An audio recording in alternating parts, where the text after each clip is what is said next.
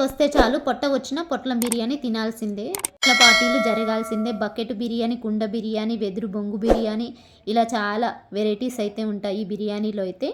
వస్తే చాలు mutton ముక్కతోనూ chicken తొక్కతోనూ పలకరిస్తూ ఉంటాయి ఇట్లా బిర్యానీలు. ఒక 2-3 వీక్స్ నుంచి అయితే చికెన్ తినలేదనుకోండి, అట్టే లాగుతుంది మనసు అయితే. ఒక 1 మంత్ అవుతుంది బిర్యానీ తినక చేయగా. పిల్లలు అడిగినప్పుడు రేపు చేస్తాను, నెక్స్ట్ సండే చేస్తాను అని చెప్పేదాన్ని.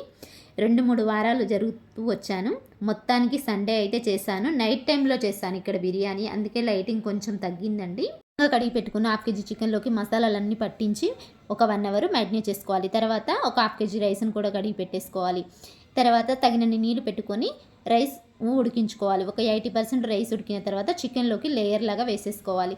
లాస్ట్లో కొంచెము పుదీనా, కొత్తిమీర, ఫుడ్ కలరు, ఆనియన్స్, నెయ్యిని కూడా వేసుకొని ఒక 10 నిమిషాలు గట్టిగా దమ్మిస్తే చాలు, రెడీ అయిపోతుంది. తర్వాత 20 నిమిషాల తర్వాత సర్వ్ చేసుకొని తినడమే.